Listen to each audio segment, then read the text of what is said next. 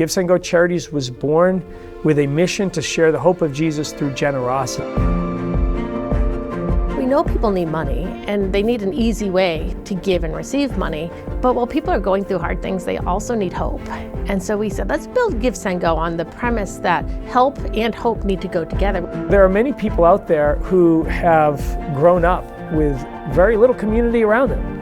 And out of that emerges the idea, the crowd for the crowdless. Tonight, a devastating direct hit. There are tragedies happening, like earthquakes and hurricanes and fires and shootings that are like national or international stories that are happening. And a lot of times we wait for someone to start a campaign for them. What if we had a charity that could immediately step in and go, let's get a crowd of people who want to mirror the heart of God, that say, I want to be generous to people that I might not even know, to make a difference. And that's where the Giver Army came from. It was early 2025 and wildfires were just ravaging the LA area. We saw an influencer named Michael Cernovich creating a campaign. He openly admitted he thought, maybe $10,000, $20,000 would be raised. But within moments, it literally shot way past that. And we quickly walked through the benefit of utilizing the charity, connecting with the charity for this purpose, since it had grown bigger than what he had expected. But the question was also then, how do we ensure that these resources make it to create actual impact? We said, well, where would you like the money to go? And he mentioned the Dream Center. We call it the Church That Never Sleeps. It's a refuge. It's an army of compassion that is mobilized 24 hours a day to serve right here in the heart of Los Angeles. I'll never forget when the fires broke out in the news. I was watching it as in Altadena, and I realized the location of it, and I realized I'm really close to it. And I looked outside in my backyard and I saw the flames over the hills, and I'm like, this is getting serious. I said, I don't know what to do, but let's just provide the hope that we have. Little did I realize that a displaced person like myself and the displaced starting to help the displaced. And we begin to see that happening, and 19,000 cars begin to show up on this parking lot in a circular motion all day long. Some were showing up through the line just to have a place to cry. One lady ran through the halls of the Dream Center and she just gave me a hug, and I said, what's wrong? She goes, I lost my home. How can I help you? She said nothing, but just put her head on my shoulder and began to weep. And I realized we were up against something that was a monumental task. It was so impossible to do what we wanted to do, but we just kept showing up and just waiting on miracles.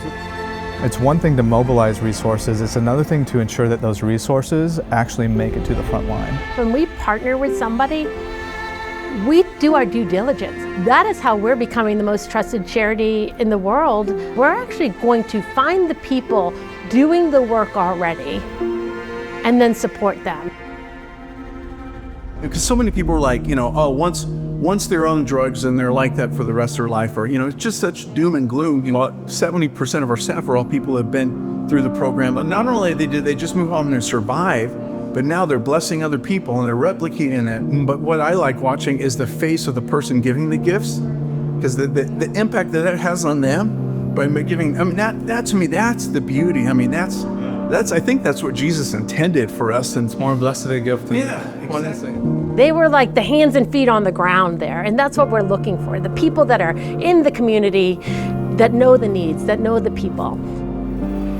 GiveSendGo has become one of the biggest forces of change in 2025 for the Dream Center. They all have this unbelievable sense of knowing where they're going, have strategic solutions to things, but still childlike. Their heartbeat is such the same. What's incredible about the charities partnership is that we can disclose directly where the funds went, show people this is where your money went. So half of the money went to the Dream Center, the other half was deployed directly to families in need, like money injected right into their bank accounts. We were able to support a variety of campaigns, from adoptions, medical relief. There was a hurricane in Jamaica. We funded households to rebuild. In Tennessee, there were the floods, and we helped build houses. And when I say we helped, it wasn't us, it was you. It was the Giver Army. It was the people that are passionate about seeing transformation. When we see where the charity is going and how it's growing, the vision just keeps getting bigger and bigger. I have a huge vision for it. Like, when I say huge, I like 1 million members strong, of giving $10 a month, where we're seeing 10, 15, $20 million a month released into the world to directly change people's material situations and bringing Jesus along with it. Like, that is just incredible, and it can be done. If we could take what we did with Mike and Dream Center, imagine the other mics that we can help activate. If we can funnel more resources to a place like Dream Center that is having this incredible impact, what an opportunity.